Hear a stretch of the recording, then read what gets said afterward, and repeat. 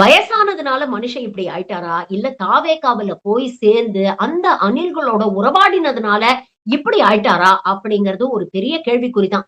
இருந்தாலும் இவர் சொல்ற விஷயங்கள்லாம் பார்த்தா, இவரும் ஒரு ஆச்சரியக்குறியா மாறிட்டாரோ? அப்படின்னு நமக்கு சந்தேகமா இருக்கு. பாருங்களேன். காங்கிரஸுக்கு வடநாட்டுல பூரா அடி வாங்கிடுச்சு. நார்த் கையில இல்லைனாலும் சவுத் எங்க கையில இருக்குன்னு காமிக்க வேண்டிய கட்டாயம் உங்களுக்கு வந்துச்சு. அப்போ ஒரு வலுவான அணியில தானே இருக்கணும். வலுவான அணி தமிழ்நாடு மட்டும் இல்லையே, பாண்டிச்சேரி, கேரளா, கேரளாவுக்கு தேர்தல் வருது இல்ல, தெலுங்கானா, கர்நாடகா, ஆந்திரா, அங்கேயும் இவருக்கு செல்வாக்கு இருக்கு விஜய்க்கு. அதனால தமிழ்நாடை மட்டும் கணக்கில் எடுக்க வேண்டாம், சவுத்த கணக்கில் எடுப்போம்னு அவங்க எடுத்தா ஆச்சரியப்படுறதுக்கும் இல்லை. பாண்டிச்சேரி கேரளாவையும் மைண்ட் பண்ணி கூட 5 மாநில தேர்தல் தான் வரப்போகுது. ஆமா ஆமா, தொகுதி அதிகம் கேட்போம்னு சொல்றாங்க. இவங்க கொடுப்பாங்களான்னு தெரியாது திமுக. ஏன்னா திமுகவே வெற்றி பெற தொகுதியில அடையாளம் காட்டுறது இப்ப கஷ்டம். ஆமா, ஏன் அதான் நிலைமை. இல்ல சார், காங்கிரஸ் மட்டும் வந்துட்டா போதுமா? அப்படி ஒரு பேச்சுக்கு வச்சுக்கிட்டா கூட கம்யூனிஸ்ட் வருவான். எப்படி வருவாங்க?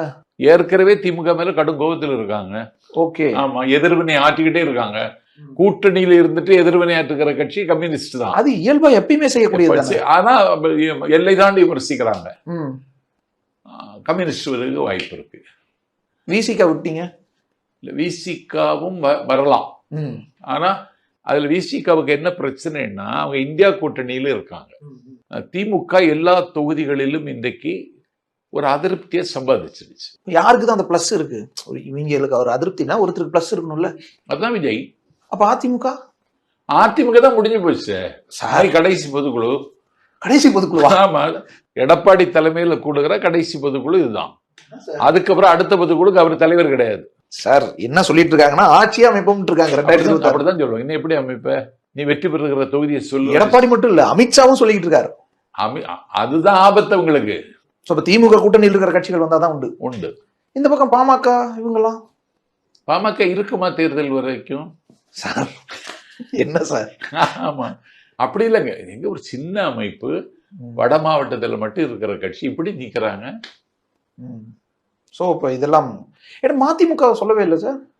அது இருக்கா சார்? இப்பதான் மல்லை சத்தியெல்லாம் பிளவு ஏற்பட்டுச்சு. அதான் அந்த கட்சி இருக்குன்னு எனக்கு, நான் எங்கேயாவது இருக்குன்னா சொல்லுங்க, நான் போய் பாக்குறேன். மதிமுக எல்லாம் முடிஞ்சு போச்சு தம்பி. சோ இந்த தேர்தல் தாவேகா வெர்சஸ் திமுக தான். ஆமா, அதுல இத நான் சொன்னது அவங்களுக்கு கோபம். யாருக்கு? திமுகவில். ஓகே.